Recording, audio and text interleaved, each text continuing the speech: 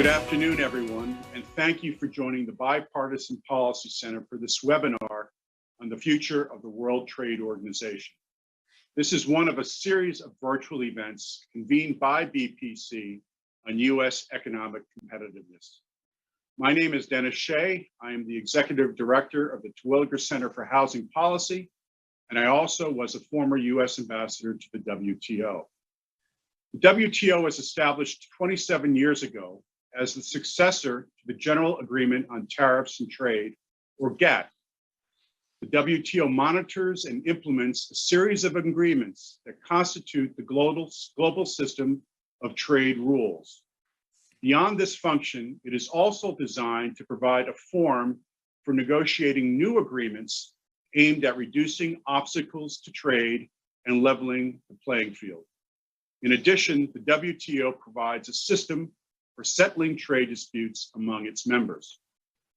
Unfortunately, the WTO continues to underperform as a venue for trade liberalization. Calls for WTO reform to improve the organization's negotiating, monitoring, and dispute settlement functions so far have failed to produce significant results. COVID-19 and Russia's invasion of Ukraine have further impacted the WTO's operations and mission, calling into question whether the organization is indeed fit for purpose. This is all happening as the WTO prepares to convene its 12th ministerial conference next month in Geneva. Who better to help us wade through the WTO thicket than Roberto Azevêdo, who served as WTO Director General, the organization's top official, from 2013 to 2020. Under his leadership, the WTO concluded the Trade Facilitation Agreement, designed to cut red tape at borders and increase transparency. It is the only multilateral trade agreement to be concluded since the WTO was established. Prior to ascending to the DG position, Roberto served as Brazil's highly effective ambassador in Geneva to the United Nations, as well as Brazil's permanent representative to the WTO. Roberto is now the Executive Vice President and Chief Corporate Affairs Officer for Pepsico. Welcome, Roberto. It's really great to see you, albeit virtually, and thank you for joining us today. No, thank you. Thank you, Dennis. Thanks so much for the invitation of the Bipartisan Policy Center. It's a great opportunity to talk about the WTO and the future of global economic relations, I suppose trade in particular. I'm really happy to be there with you. Nice to see you again. Oh, it's great to see you. Great to see you. Yeah. So thank you. Thank you so much for the invitation. Well, thank you, Roberto. Well, you know, it's been nearly 2 years since you stepped down as Director General. Now that you've had a chance to decompress a bit and distance yourself from all things WTO, it's not the first thing I suspect you're thinking about when you wake up in the morning these days. But do you have any general reflections you'd like to share about the organization and your experiences there? Yeah, well, it's a long journey, right? Not only because of the 7 years that elapsed since I was appointed and the end of my tenure, but also because of the many things that happened in between. I recall that when I took office in 2013, we were trying to conclude precisely what you mentioned. The Trade Facilitation Agreement was a $1 trillion plus agreement, very important, very meaningful for the organization, not only in terms of its economic impact, but also in terms of the signal that it would give. I mean, the WTO was already at the time about 18 years into existence, and no agreements whatsoever, no multilateral agreements whatsoever. And what's striking is that at the time, one argument that really resonated among members was the fact that we needed to get it done. we needed to do it because that was the only way that we could really show that the system was functioning, that it was effective, and that it was consequential. And therefore, we needed to show all the flexibility we had, everything we could do to get it done. And we did it, right? And like I said, that sense of accomplishment was there when we concluded. The organization, had a new lease of life. It was so inspiring. But since then, it had been deteriorating quite considerably. Multilateralism requires true leadership and commitment.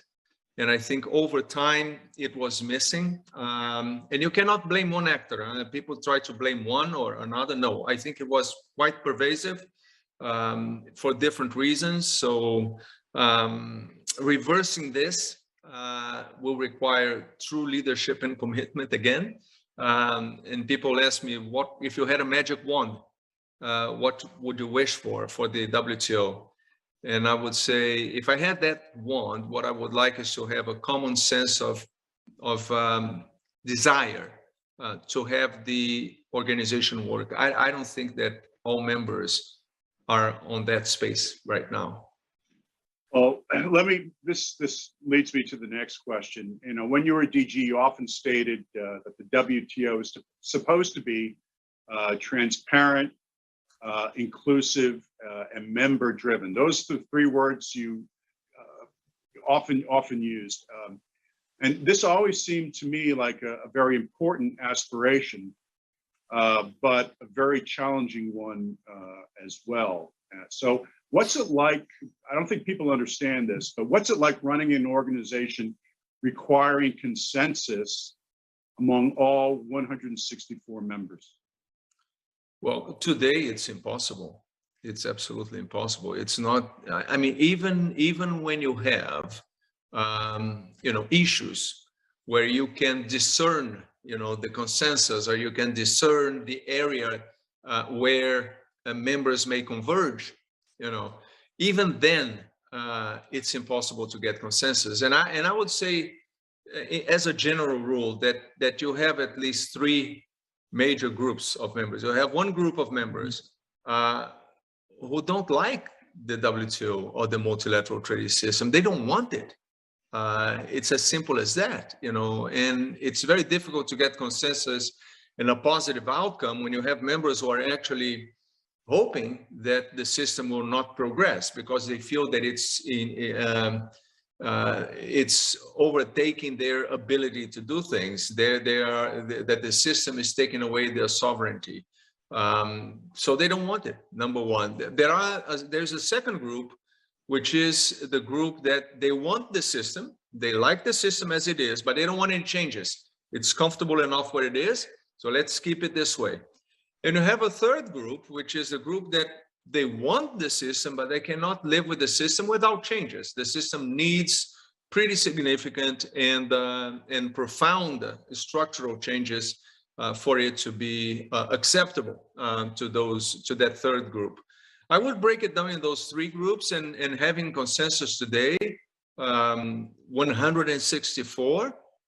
Everyone on board with the same on the same decision, no matter how small or trivial that decision is. I find it very, very difficult, if not to say impossible. Yeah, it sure is. I mean, when I departed the WTO, I disputed the notion that there was a lack of trust among the WTO. I think we trusted everybody. We just did have very different opinions and visions of what the organization is about. It was not a lack of trust, it was just a lack of agreement about the purpose and functions of the organization. But I think maybe the US, I don't know where you would put the US in these three categories. I suspect it's the last one you mentioned.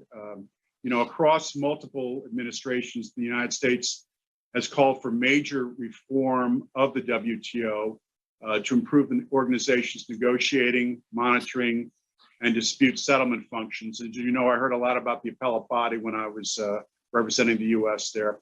Now that you are free of the constraints of representing the entire WTO membership, What are your thoughts about the U.S. critique and the need for reform at the WTO? And do you have any advice for those like the U.S. and there are many other WTO members, seeking fundamental changes to the organization?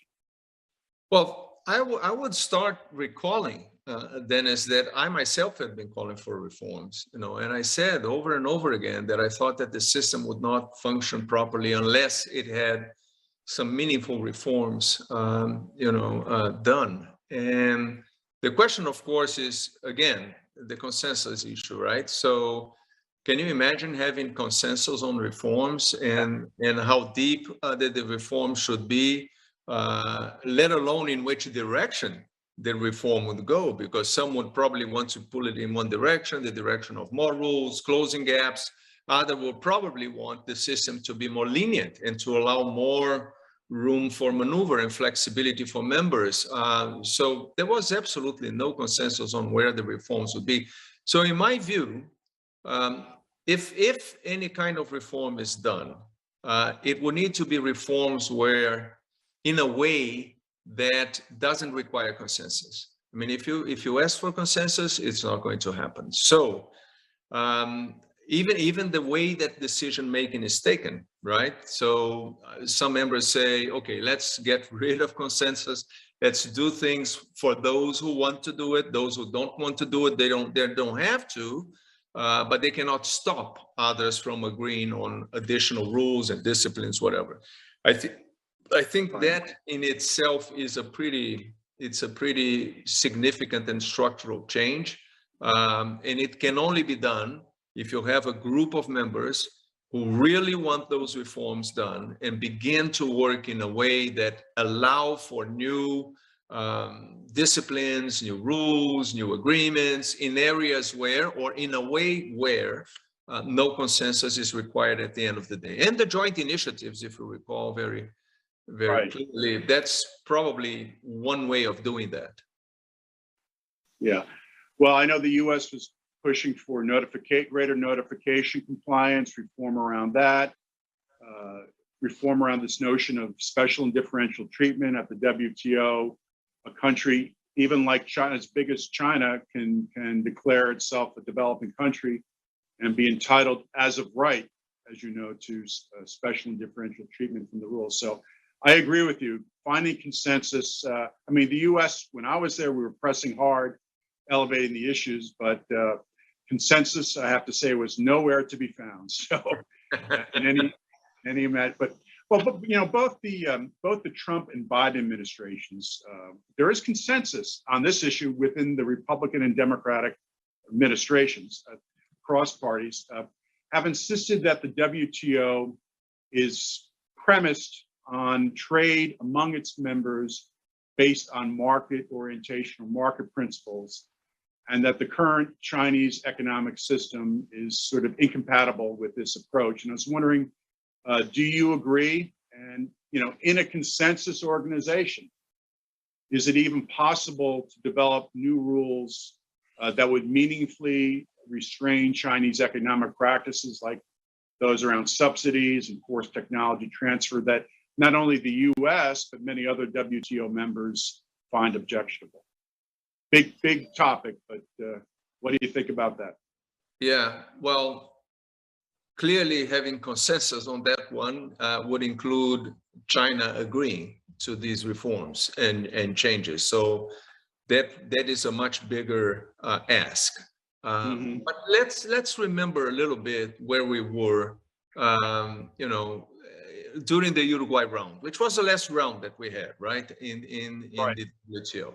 So during the Uruguay round, you essentially had two groups of countries. You had the market economies, and you had essentially the ex-Soviet Union countries, which we called at the time economies in transition, right? Right, towards market orientation. Yeah, exactly.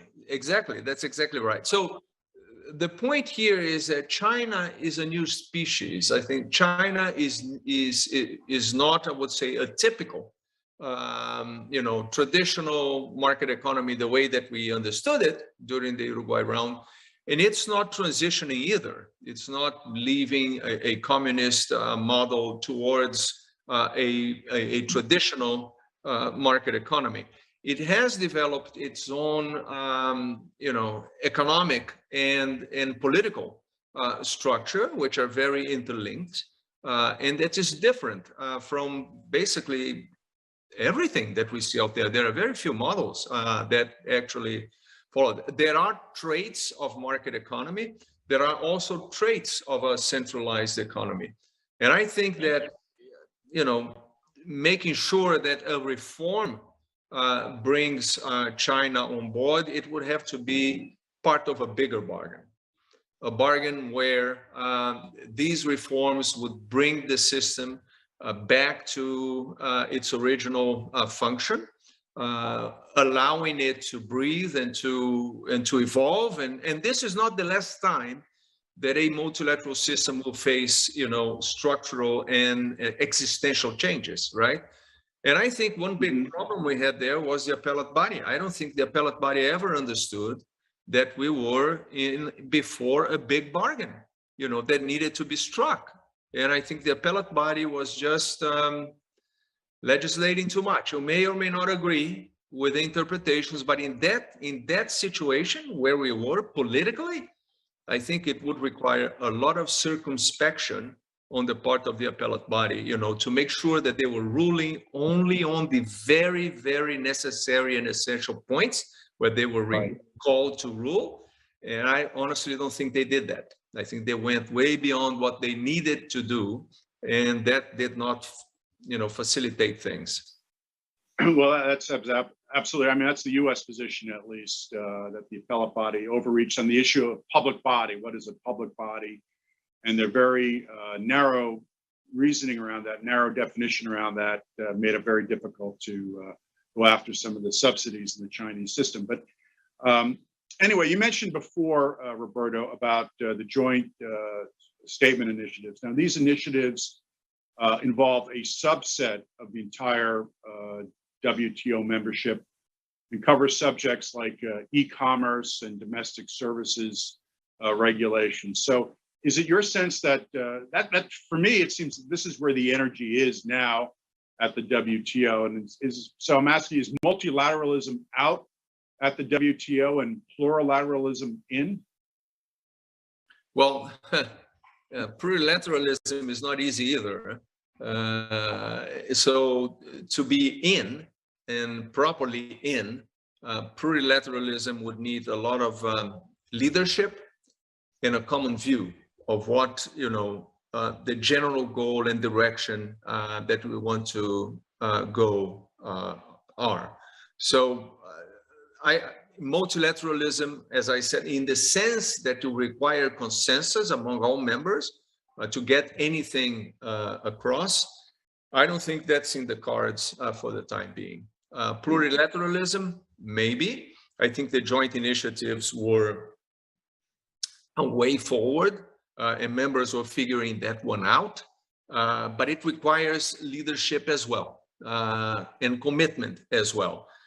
It requires, first, it requires a common view about the goal and the direction that we want to go. Number two, it requires a common view that we want it done. And third, it requires a determination to get it done. And that would require compromises and flexibility and everything among a very significant group of countries that can, represent critical mass in moving the organization forward. I mean, when we had several conversations when I was there about the U.S. position on the e-commerce plurilateral or the digital trade plurilateral, which was what at the time we cared most about. We insisted upon a high standard agreement that was reciprocal. So in other words, in order to benefit from the agreement, you have to take on the obligations of the agreement. And it would not, the MFN principle, most favored nation treatment would not be there. But I don't see members going for that, the idea of plurilaterals without MFN. But it is possible. But it is possible. It is possible. It is possible depending on how it's crafted, depending on, you know, the legal details, the areas that we'll work on. So as usual, the devil is in the details, but it is possible. But again, it requires leadership, commitment. And I think those who are taking the position that you mentioned, in part, they're doing that because they don't trust that the other side, those who really want reciprocity, are committed to doing that. I think if that trust is there, it's a different conversation. I think it would be possible at the end of the day. Okay. Well, thanks for that. You know, at the outset, I mentioned that the WTO will be holding its 12th ministerial conference next month in June. It's the first one in more than 4.5 years, or about 4.5 years. Do you think this is a make or break moment for the WTO, and what outcomes do you think are necessary for the conference to be considered at least a mild success? Well, no, I don't think it's a make or break, simply because there is nothing on the agenda that would either make or break the WTO. There's nothing ambitious enough that would say, okay, so the WTO is back, you know, it has been revived, and I don't see anything on the agenda that would give us that sense. But also there is nothing on the agenda that you would say, okay, so now the WTO is over. It's completely, forget it, it's never going to work. I don't think so. I think we are in a process of recovering or rebuilding the organization if we begin to go in that direction. And I think, for example, if you mentioned the second part of the question was, what would make it a success? I think if there is a signal that we are working, for example, to restore the dispute settlement mechanism, make it operational again. I'm not saying under what shape, with or without the appellate body, with or without binding provision. I'm not getting into any of that. Just getting the dispute settlement mechanism functional under whatever shape or form, that is a big step forward. And I think that will be a big signal saying, okay, we want the WTO to function, and here is what we're doing. And this is something that would send a very strong and positive signal. On the other hand, if you just sweep it under the rug, I think it's another signal in the opposite direction, I would say. Yeah. I mean, for me, it's like the fishery subsidies negotiation. We've been at this for 20 years. This is a negotiation to discipline subsidies that contribute to illegal and unnecessary overfishing. And it's the one multilateral negotiation that's happening at the WTO for over 20 years. And I think the two, the member, Santiago Wills from Colombia, the ambassador, has done a really magnificent job trying to steer that in the right direction. But to me, if the WTO accomplished that, which I think would be appears to be unlikely based on the tea leaves that I've been reading, that would be a very significant event. But anyway, Roberto, it's been a pleasure having you. Thank you for taking the time to join us this afternoon, and I wish you the very best in your new, not so new now, endeavor. But thank you so much. Great to see you. Thank you, Dennis. Thanks for the center, and congratulations on the work. And this kind of conversation and discussion is exactly what we need at this point in time. So my congratulations for that. And thank you again. It's an honor to be talking to you all. Thank you, Roberto. Let me now introduce our expert panelists, who will undoubtedly have some interesting observations to share with us. Tom Graham is a partner at Cassidy Levy Kent and a former member and chair of the WTO's appellate body. Tom has had a long, distinguished career in international trade with a particular expertise in trade remedies cases. William Reinsch holds the Scholl Chair in International Business at the Center for Strategic and International Studies. Previously, he served for 15 years as president of the National Foreign Trade Council. Together, Bill and I served on the U.S.-China Economic and Security Review Commission during which time I had the privilege on occasion to call him Mr. Chairman. Good to see you, Bill. Nazak Nikoktar is a partner at Wiley, focusing on international trade and national security.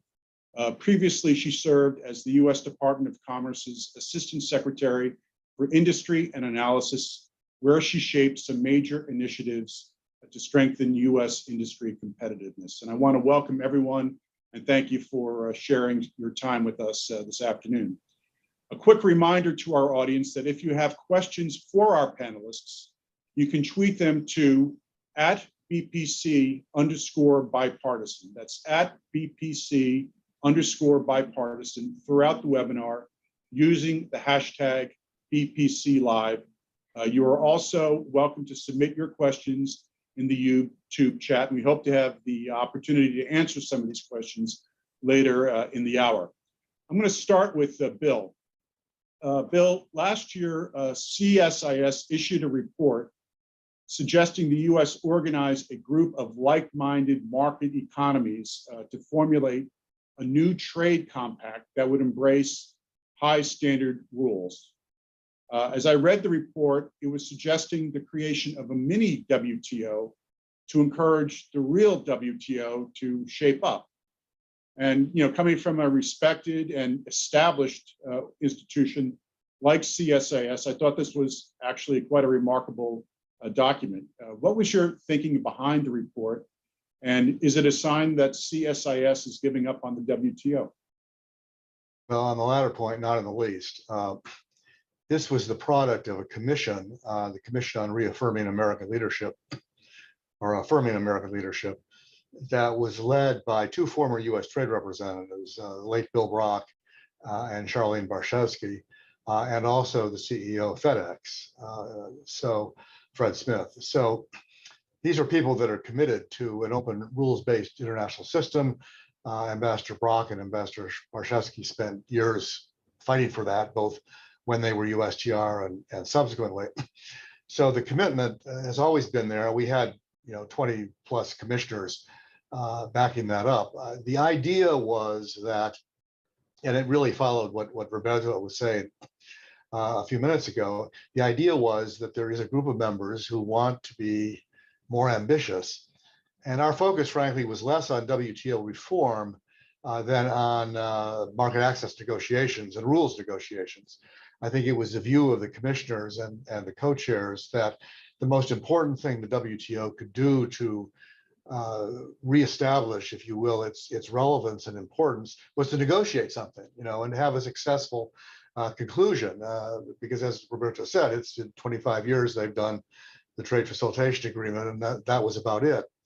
So we wanted to get them back on the negotiation track. We perceived that there were a good number of members who wanted to do that, but were being held back, as Roberto said, by some members who didn't want to do that, who not only didn't want to do that for themselves, but objected to anybody else doing it on their own.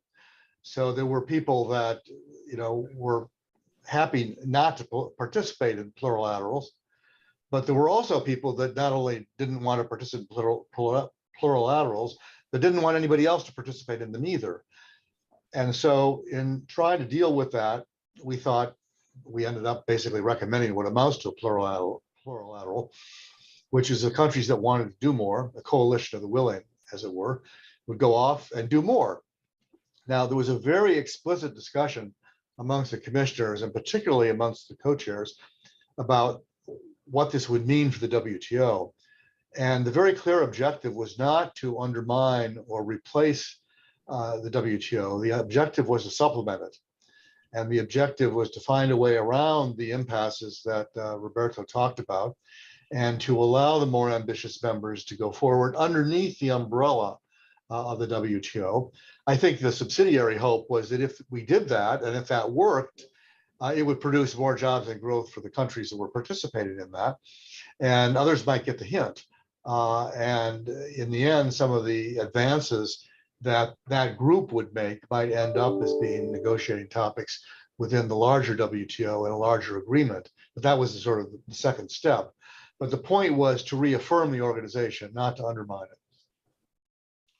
Well, I Thank you very much for that, Bill. I'm going to turn over to Nazak, dealing with the question that touched a little bit with Roberto on. The People's Republic of China strongly disputes that market orientation is a core value of the WTO, arguing instead that market and non-market economies both belong in the organization on an equal footing. The European Union appears to share this view. For example, the EU's top trade official has argued for the need to allow different economic systems to coexist within the WTO, and that one of the goals of WTO reform is to, quote, to see how we can make sure different economic systems can get along, unquote. And as the EU sees it, the solution is to develop new WTO rules to address what they call the negative spillover effects of Chinese policies and ensure competitive neutrality. Now, this all sounds very sophisticated, but I'm wondering, do you think it's realistic, particularly in a consensus organization like the WTO? That's such an incredibly important question. And I'm going to come at this from the perspective of both an attorney and an economist. Look, we have a system that hasn't functioned in response to the new ways of the world order, where China is exploiting international rules, and the perception is that the WTO just simply isn't very interested in disciplining China. China just completed its 20 years at the WTO. It turned out to be one of the best economic decisions made by China. It's now the world's largest economy in terms of purchasing power parity, the second largest measured at market exchange rates, the largest trading nation according to the WTO. At the same time, China is exploiting the WTO. Plus, with China's sheer size and scale, it's continuing to distort the global economy. In addition to not complying with the WTO rules, like we've talked about, not notifying its massive industrial subsidies, making them difficult to challenge, or its continued IP theft and misappropriation, China is also exploiting areas where the WTO rules are just non-existent and don't exist, right? It's very unique in this way. It's looking for holes and gaps in the rules, like persistent government control, government condone, I should say, cyber attacks, where we just can't bring the criminals to justice because we can't bring them to the United States. It's overcapacity on steel, aluminum, chemicals, optical fiber cables, and what's sure to be, and what many are talking about, is semiconductors. And we talked about China continues to call itself a developing country, which is absurd. The central question here is that, can the WTO flex, or do we need a new system that either replaces the old one or supplements the current one? Some in the WTO have already acknowledged that the WTO cannot discipline China because China is the second largest economic power in the world, and the WTO perceives that it needs China. So where does that leave us? Many have called for a new trading system. That makes sense, but that still doesn't address the immediate problems we're facing now. The problem today is that China is using predatory economic practices. It's holding more and more of the global supply chains that it controls hostage: critical minerals, medical equipment, semiconductors, batteries. And where it pleases, like we said, it runs over capacity. And I'm also worried that China's coercive practices to roll out the digital yuan, which will displace the dollar, it's going to introduce instability in the global financial market system, where now you have a command style economic system ruled by the CCP's will and other non-market forces. Well, let me just ask you, and go back also to Bill, because, Bill, in your report, it emphasized the importance of certain norms. The compact that I'm talking about, the compact idea, the CSAS report, emphasized the importance of norms such as reciprocity, transparency, rule of law, market orientation. So is it possible to have just a system of rules where that can be enforced? And this is sort of the question leading with Nazak. When there's disagreement on the fundamental norms of the organization, doesn't everybody have to generally be swimming in the same direction for rules to work and to be adequately enforced? Well, I would say no, they don't have to be. I think the way I begin is to kind of fault the question a little bit. The world economy is not binary. You don't have non-market economies and fully market economies. You have a spectrum, and you have countries that are at various points along that spectrum. The United States is probably fairly far toward the free market, relatively laissez-faire end of the spectrum, although we have a lot of rules and regulations of our own that have trade implications. In Europe, they're closer to the center of the spectrum. I mean, the best example I can give you on this is the effort, the trilateral effort, which I think you were probably involved in, to create new subsidy rules to deal with China. This was the EU, Japan, and the US trying to come up with expanded subsidy rules, which would then be offered to the WTO. And as I recall where that stood, it took multiple years. Ultimately, I think they produced agreement on subsidies, but they couldn't get an agreement on the public body issue, the question of who would provide a subsidy, what is a government entity and what is not, which was the subject of one of the appellate body rulings that aroused so much controversy. Seems to me the reason why they've not been able to reach agreement on that is because the Europeans wanted the definition of public body that included all Chinese state-owned enterprises and excluded all European state-owned enterprises. Probably a null set, but that illustrates that there are very few countries that are purists when it comes to the kinds of rules that you're talking about. I mean, if you talk to the Chinese, they have adhered to some market principles. I don't want to defend them because I think Mazak is right about their behavior, but the issue is more complicated than the question makes it. And I think the WTO makes more progress by being relatively anodyne on the nature of the economy, but much more specific on the nature of the rules. It doesn't matter what kind of economy you have, here are the rules. And if you break the rules, then something's going to happen to you. Well, go ahead, Nazak. Oh, I was going to say one point I really wanted to add, which kind of brings all of us together, is that China has just distorted prices around the world because of its size and scale, right? It's depressed prices. It's created even market-based systems now have the race to the bottom. And the reason that that's so important is, can the rules-based system operate around the world when the fundamental sort of underpinnings have been destroyed by China? And let me add, I would agree with you, Bill, that it's not we're all sinners, as they say, in a certain fashion, but there is a spectrum of economies, and obviously the U.S. and Western Europe, I think, lean towards more of the market-based economy, and China is largely a non-market-based. It's sort of sui generis with the massive role of the Communist Party within the economic system there. But I think in a consensus organization, we have to get 164 members to agree on new rules. I think it's very difficult to get consensus on these things, if not impossible. But I'll leave it there. But now we're sort of stretching into Tom's area. Tom, perhaps no issue has generated more fireworks at the WTO than the Trump and Biden administration's decision to block the appointment of new appellate body members. And as the former chair of the appellate body and the last AB member standing in Geneva, you obviously have a very unique perspective. Is the US wrong in blocking the appointments? And give us your assessment of the US critique of the appellate body, which has been relatively consistent over multiple administrations. Thanks, Dennis. The US is not wrong in blocking the appointments. They were not wrong in 2017, and they're not wrong now. The blockages were meant to force a discussion among the member governments of the US critique, which has been building for 20 years and is deeply bipartisan and at a minimum solidly sound on the text and the negotiating history. The discussion was badly needed, and it still hasn't occurred.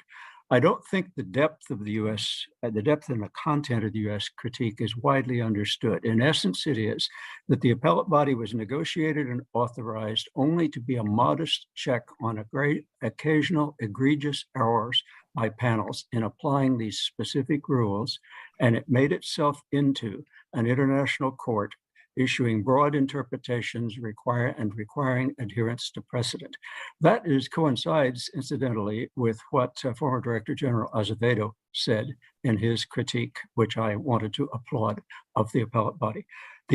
By doing this, the appellate body altered the rights and obligations negotiated by member governments and expressed in the agreements without any way to check or rein them in.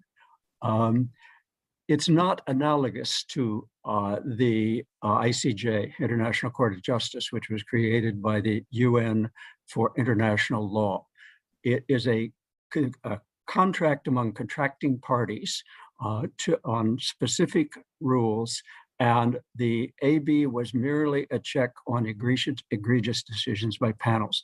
And incidentally, as an aside, there is all the talk about restarting the dispute settlement system. There is a dispute settlement system, panels. And if people don't like it, they can go to arbitration under Article 25, or they can go to other arbitration, or they can use the good offices of the Director General, which is within the dispute settlement understanding. So there is a live question, which Dennis, you've raised yourself on other occasions, of whether a second tier is actually even needed. But in any event, all during 2019, the last year of the appellate body, it was clear to the WTO members that the AB was going to be down to one member and thus inoperable. That was you, right, Tom? Yeah. It was me. Well, it was, no, I was not the remaining one. It was my term and Ujjal Bhatia, my Indian colleague's terms, were expiring in December. So that would leave it one member, which was the Chinese member, Hong Zhao, but it takes 3 to decide cases. And so WTO members, and all during that year, I might say, each month in the dispute settlement body meetings, Dennis, on behalf of the United States, was practically pleading with the other member countries to hear the US out and take seriously the US critique, and to discuss how and why the appellate body went off the rails. And they ignored that, except they did make a try by asking Ambassador David Walker, who was chair of the dispute settlement body, to consult with members of the WTO and come up with a consensus of what people could agree on. And Ambassador Walker did a great job. He did as well as could be done, and he actually made the US case, because the only thing that there could be agreed upon by most, but not all members, still not even unanimous, were procedural things, conclude cases in 90 days, and hortatory words, don't overreach. And that is simply demonstrated, actually, the accuracy of the US critique. And that's consistent with what I observed inside the appellate body as well. The US critique, for lack of a better way to put it, was treated with disdain and dismissed. It was frequently said they're just mad about zeroing, or they're just mad about a few cases, to which I would reply, you're right, they're mad about that and other things because of what they show about how the appellate body is operating. Real reform would require starting of the dispute settlement system, would require starting from scratch and confronting the kinds of questions that Dennis and the US and a few others have been asking. Does the WTO really need a second tier of dispute settlement? And if so, what should be the purpose and what should it be? And until those discussions start, nothing is going to happen. I'm not even optimistic that some path toward dispute settlement can come out of the ministerial, because if one is not going to go to those fundamentals on the dispute settlement system, then the rules become important and need to be more express, because you can't depend on the dispute settlement system to interpret the rules as they are correctly, and they're going to have to be done together. So that's my 2 cents. Well, let me just follow up a little bit. This sort of ties into a discussion we had with Roberto and with Nazak. The US and others have expressed concerns, particularly about appellate body decisions defining the meaning of the term public body, and how that those rulings have adversely affected the ability of WTO members to enforce rules on subsidies, for example, and countervailing duties. Could you give us a quick primer on this issue and explain why it's important? I'll try to be quick. The first words of the WTO agreement on subsidies are, for the purpose of this agreement, a subsidy shall be deemed to exist if there is a financial contribution by a government or any public body. So the public body question is when the government, for example, the Chinese government, should be responsible for benefits given to a manufacturing company, say in China, that exports. Maybe it got free land, maybe it got tax breaks, maybe it got one thing or another. But under what circumstances is that company, in essence, an arm of the government or an entity of the government, so that the importing country can impose countervailing duties? That's what it's about. To a US common lawyer's mind, to me, it's not rocket science to interpret that.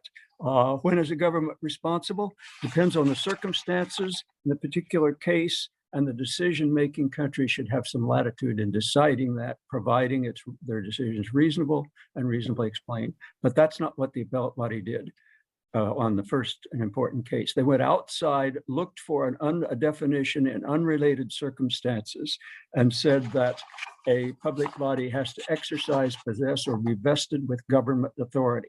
Steel company, write regulations, hold public meetings, various other such things. It was grotesquely inapplicable. And that's where it stands now. There have been some dissents on this, which I would recommend to anyone who wants to go into it further. Okay, thank you, Tom. I'm going to turn over to Bill, because I know you, Bill, you've been critical of both the Trump and Biden administrations for failing to offer a specific reform to break the appellate body impasse. And I believe you've also suggested that one solution is to simply to ensure that going forward we appoint better people to the AB who understand its limited role. So I would just give you that opportunity to elaborate on those points. Make my pitch. Yeah, I'm thank you for that, Dennis. I recall at least one cranky conversation you and I had about this when you were in office. I agree with Tom's analysis of what happened and the errors of the appellate body. I think the question about what to do about it has become complicated. And I have to say, I don't think either administration is handling it very well. I think that the Trump administration didn't do much of anything to try to get the result that we all want. And I think the Biden administration's attitude toward it right now, at least, can best be described as a benign neglect, to use one of Senator Moynihan's favorite phrases. They dispute that. I've had that argument, but other people also in the administration tell me that that's about it. My view has been that if the real issue here, and I think Dennis, some of the things you said when you were the ambassador made the right point, that we're not thinking about the problem the right way.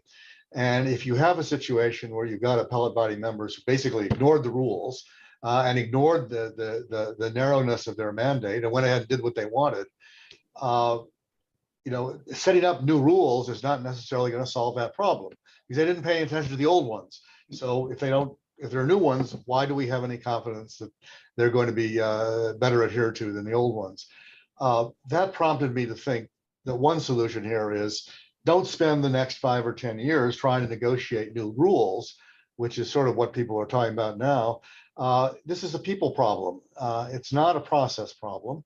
And if it's a people problem, there's a simple solution: get better people. The last, I think, second to last Dispute Settlement Council meeting, the Mexican government, I think it was their turn, stood up and said, for the 52nd time, we want to propose reopening the appointment nomination process. Well, I would say go ahead and open the process. And what the U.S. should do is interview all the candidates that are put forward by anybody, and only be willing to go along with those candidates where it is confident that they share the United States vision of how the appellate body ought to operate, and that they're prepared to operate within the rules. I don't think you need to change the rules. Now, nobody buys that, so there's Plan B and Plan C. Plan B is to accept part of the loaf. I think Ambassador Walker did a good job. There were other proposals that various countries made. I think the Honduras proposal at one point kind of intrigued me, because it essentially responded to about 90% of the U.S. complaints. And I think the United States at that point could have picked up on some of these offers and said, let's have a negotiation. That would have meant, Dennis would have to change his message, but it would have it would have advanced the ball. It would have produced an outcome, and you could argue that, well, maybe it would not have been a better outcome than what we had, but it would have been a different outcome. The third alternative is one that Tom has just raised, which is an interesting one. It's just why do we need an appellate body? Why don't we just have one level? And I guess my response to that was the whole point of the dispute resolution process was finality. The problem that the Uruguay round negotiators were dealing with was the GATT system was one where anybody could block a panel report. So of course the loser would block the panel report. The United States was tired of winning panels and then having nothing happen because the panel reports would be blocked. If Tom and others and the countries are willing to accept, a panel process which cannot be blocked, that is where the panel report is final, that's fine with me. Scrap the appellate process. It's the finality that matters. Let's get, I've had my cranky conversations with you privately, Bill, so could I respond quickly to that? Yes, I would like to hear from Tom and yes, when I suggest that maybe a panel the level would be enough, it would be mandatory in my view, and there are means of appealing or checking on it that exist, which is arbitration or good offices mediation. Those things need to be brought into it. We're running out of time, so that's all I'll say for now. That's all right. Nazak, would you like to weigh in on this subject? Yeah, look, I think that if we want a rules-based order, then we need an appellate body. And I think the US was right. We need to get consensus to fix the problem and then get to selecting the appellate body. And I just want to give you guys just an example of how and it's the example that it's not really much, very much talked about even the panel in terms of judicial activism. In the 2019 report on the Ukraine-Russia dispute, determined that the essential security exception is kind of limited to war or crisis and not self-determining like had been the US's position all the time.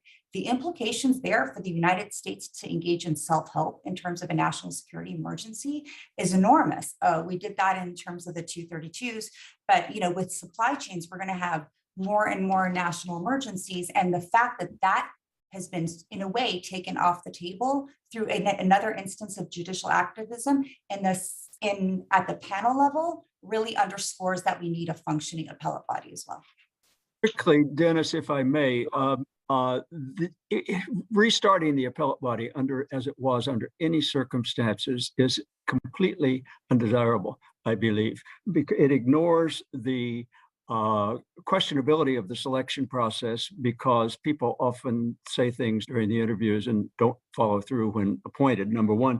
Number two, things like the structure, the staff, the strong independent staff with a very determined viewpoint, at least from the top, was a major factor. The procedures were a major factor, where all members met together to make sure that there was peer pressure, so to speak, or group consensus, which watered down decisions. The attitudes that prevailed are going to be hard to shake. And I think it's a total non-starter to think of recreating the appellate body in its form or by simply adding better members. I would just note that Tom is prescient in one respect. Turkey has just announced its intent to use Article 25 in an arbitration case involving pharmaceuticals in the EU. So Article 25, a long time. The thing about panels, different from the appellate body, is they have a far wider range of persons who can be appointed, and the members have something to say about who is appointed. And in the past, there has been a great deal more hands-on experience with the subject matter, at least regarding trade remedies, in panels and in the rules division in particular, which oversees trade remedies in panels, than there has been at the appellate body. I mean, I agree with Tom. I don't think the appellate body is coming back, but there could be some other formulation, another type of second tier or that could be created. But anyway, Nazak, I have a question for you. The US, the EU, Canada, and others have suspended most favored nation treatment for Russia in response to its invasion of Ukraine.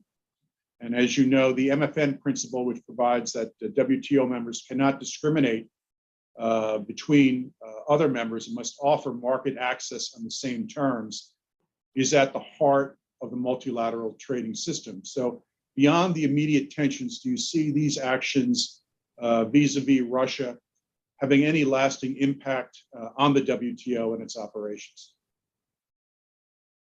Yeah, the question you posed, Dennis, is a very good question because it really underscores the fact that the WTO, through its rules, hasn't been able to leverage the rules-based system to keep some countries sort of that maybe we're calling adversaries now engaged in the global order.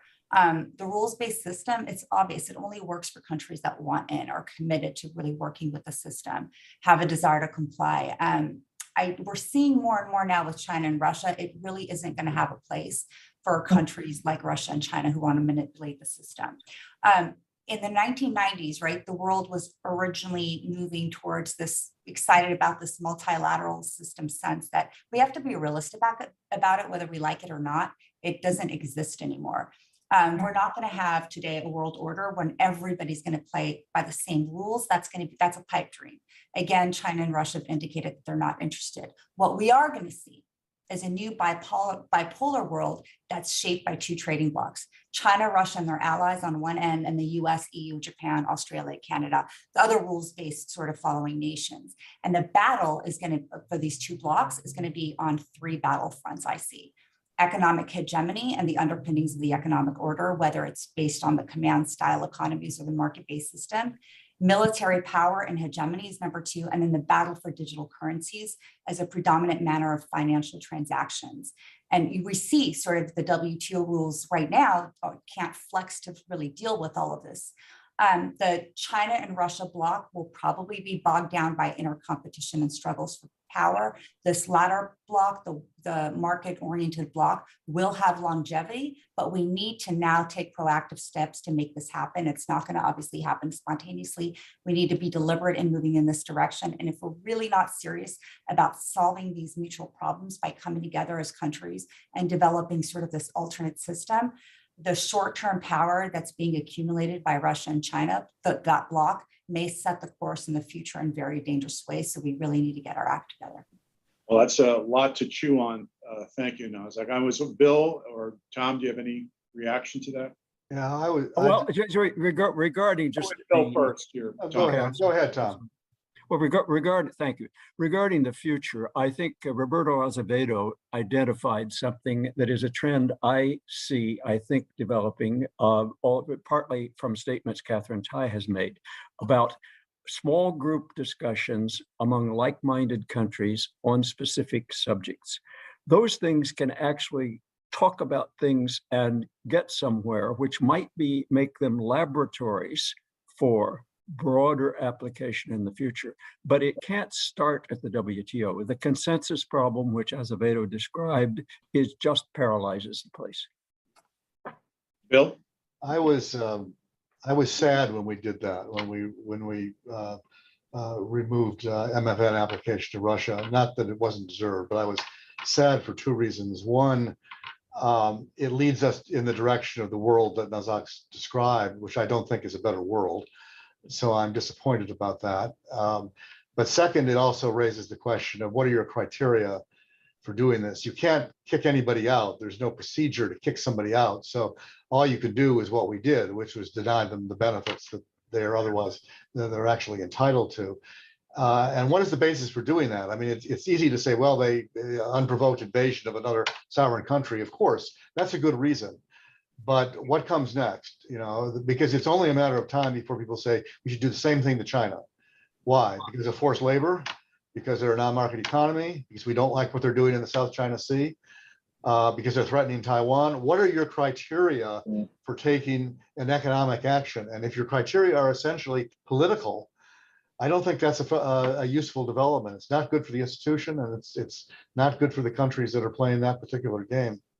Let me add something too. You know, the WTO membership and having MFN treatment is a privilege. It's not an entitlement. And so we shouldn't be acting like, you know, not that anybody is, but there's this notion that we've somehow taken something away from Russia, and that's just not the case. We've removed privileges that Russia had enjoyed by being a member of the trading bloc. And now Russia, and then with China, with all of its forced labor, these are privileges now that I really think need to be removed. Well, thank you. We're getting close to the end of our time. We do have a question from Michael from YouTube, who asks, what reforms are needed to ensure the WTO's relevance now and into the future? Anybody want to take on that one? I just say what I said before. They need to negotiate something. I don't think process reform isn't the solution. The solution is to have a successful negotiation. If they do fish, I'll be very happy. The fish will be happy, but the rest of us will be happy too, because it'll be a successful outcome. I think we're looking at a long period, 5 years or more, during which the WTO will be essentially a forum for talking, and it's very useful in that purpose for that large group to talk together, but where the action will actually be in these smaller groups. I actually agree that the WTO needs a success to establish its longevity, but just because the WTO is going to exist in the current shape and form doesn't mean that we can't bring in another block of countries that deal with the issues that the WTO just can't deal with. Well, unfortunately, we are out of time, and I want to thank our experts, Bill Ranch, Nazak, Nick Akhtar, and Tom Graham for their insights. This is a very interesting conversation. I wish we could continue. And thanks to everyone in our virtual audience for tuning in today. We hope you will join us on June 14th for the next webinar in the series on the subject of defining American competitiveness, why it matters. So thank you, everyone, and have a great afternoon. Thanks, Dennis. Thank you.